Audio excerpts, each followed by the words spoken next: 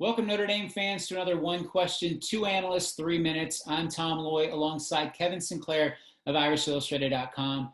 Kevin, I want you to take a look back at recruiting since you started covering the Fighting Irish. Which recruit were you really confident was coming to Notre Dame and then ended up at another school?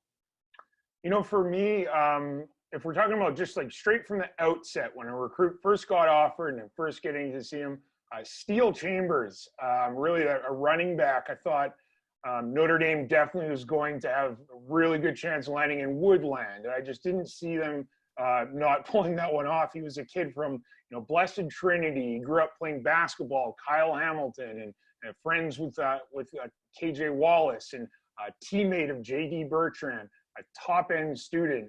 You talk with the kid, he was just, like I said, he was just sort of along the lines of a Kyle Hamilton or a Will Shipley, just that sort of perfect fit for the Irish or private Catholic school in a region Notre Dame was pulling all these recruits out of.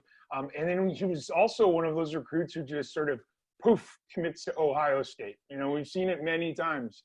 Right when Notre Dame just sort of gets things rolling with certain recruits, all of a sudden they're committed to the Buckeyes. And that was one that really surprised me. But at the same time, I could see why he would choose the Buckeyes, even if his position fit wasn't necessarily pinned down, where Notre Dame was truly offering him the running back spot he wanted. But anyhow, that was one I'll never quite understand. But for you, Tom, who's the guy that you were really surprised to see not end up Irish? I got a couple. These will definitely bring back some memories at IrishIllustrated.com.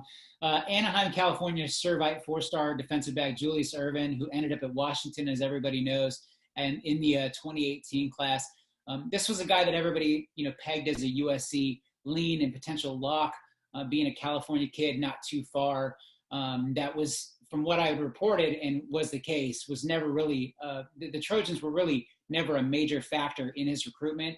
It was always Notre Dame or Washington in this battle.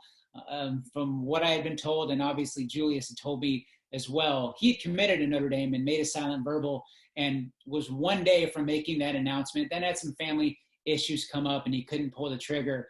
So that was a huge blow. Notre Dame was extremely fired up. Clark Lee, Brian Polian, Brian Kelly all got on the phone and were really excited to get him. And then obviously he couldn't pull the trigger at the last second. So that was a blow because they could use him in the secondary.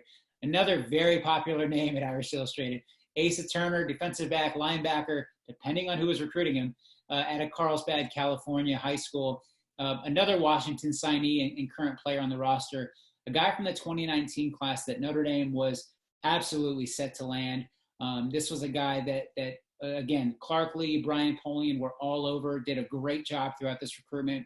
Early signing period comes, and based on my sleuth work that everybody saw at the site, he was set to pull the trigger and sign with Notre Dame early in the process and just get it done with. Notre Dame did a great job, but in the end, he did not sign, did not put pen to paper, went to the All-American Bowl in San Antonio, was still kind of going back and forth throughout the process, talking to both schools, and then in the end ended up signing with Washington. And we all knew at that point when he didn't pull the trigger in December, that was pretty much it for Notre Dame. They swung away, but couldn't get it done. So those are two guys that I know Irish Illustrated fans are they don't love the two names coming up. But that wraps it up for another One Question, Two Analysts, 3 minutes. Kevin Sinclair, I'm Tom Loy. As always, stay locked to IrishIllustrated.com.